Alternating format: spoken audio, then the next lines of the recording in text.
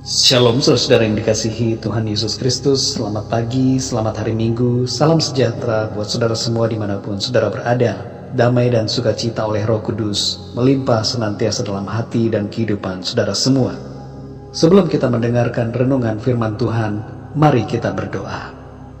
Bapa kami yang baik, kami mengucap syukur ya Tuhan, oleh karena anugerah-Mu, kemurahan-Mu yang selalu Tuhan limpahkan sampai saat ini kepada kami.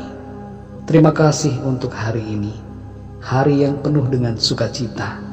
Kami bersyukur dan bersorak-sorai karena kebaikan Tuhan dalam hidup kami.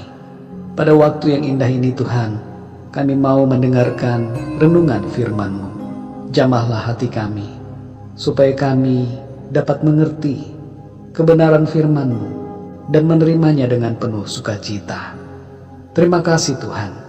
Dalam nama Tuhan Yesus Kristus kami berdoa. Haleluya. Amin. Saudara yang dikasihi Tuhan, ayat renungan saat ini terdapat di dalam Yohanes 4 ayat 1 sampai 42. Saudara dapat membacanya terlebih dahulu dan kemudian kembali untuk melanjutkan renungan ini. Saya akan membacakan Yohanes 4 ayat yang ke-14. Tertulis demikian: "Tetapi barang siapa minum air yang akan kuberikan kepadanya, ia tidak akan haus untuk selama-lamanya. Sebaliknya, air yang akan kuberikan kepadanya akan menjadi mata air di dalam dirinya, yang terus-menerus memancar sampai kepada hidup yang kekal." Demikian firman Tuhan. Saudara yang dikasihi Tuhan, dalam ayat-ayat ini kita dapat membaca kisah tentang perjumpaan Tuhan Yesus dengan seorang perempuan Samaria.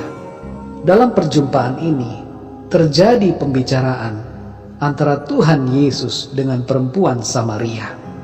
Dan kisah ini termasuk pembicaraan antara Tuhan dengan perempuan ini mempunyai pesan yang sangat penting bagi kita semua.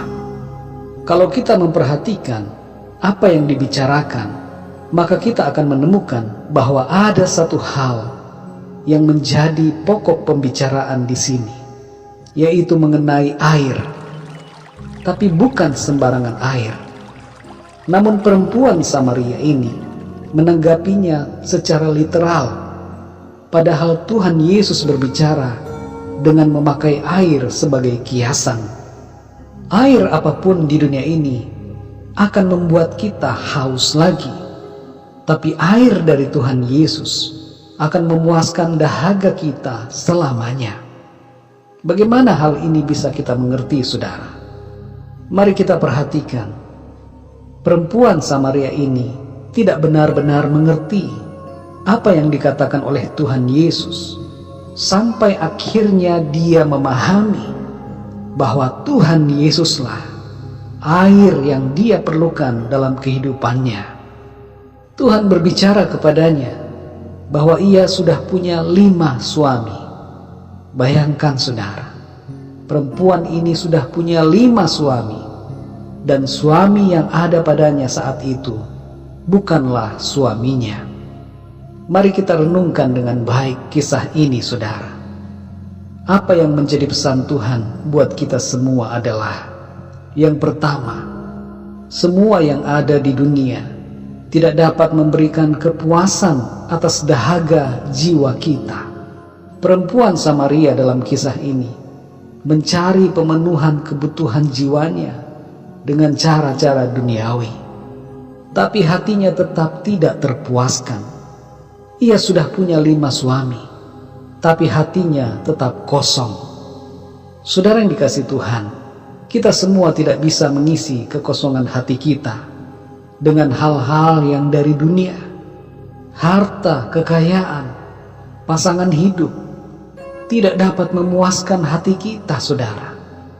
Kita hanya bisa berbahagia hanya apabila kita memiliki Tuhan Yesus dalam kehidupan kita. Yang kedua, saudara, semua yang ada di dunia ini tidak bisa membawa kita kepada kekekalan. Hanya Tuhan Yesus yang dapat membawa kita kepada kehidupan yang kekal. Ada cerita tentang seorang penjelajah lautan bernama Juan Ponce de Leon yang mencari air berkhasiat di Kepulauan Bahama.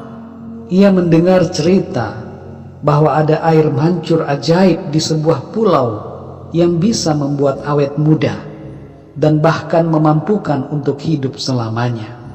Tapi apa yang terjadi, saudara? Pencarian Juan akan air ini berakhir dengan sia-sia. Saudara yang dikasihi Tuhan, tidak ada air di dunia ini yang bisa membawa kita kepada kekekalan. Hanya Tuhan Yesuslah air hidup yang memberikan kepada kita kehidupan yang kekal. Mari saudara yang dikasihi Tuhan, renungkan dengan baik.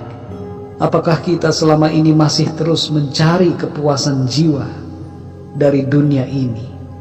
Kita mencari kepuasan dan kebahagiaan dari hal-hal materi, dari perbuatan-perbuatan dan kesenangan-kesenangan dosa, dari status, dan dari berbagai hal-hal yang disorot oleh dunia ini.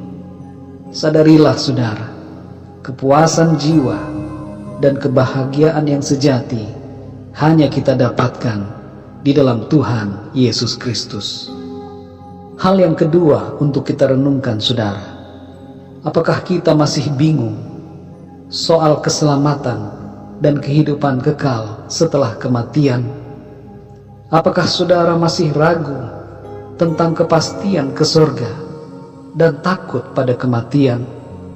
Sadarilah saudara, bahwa Tuhan Yesus adalah solusi bagi kehidupan kekal saudara dan kita semua.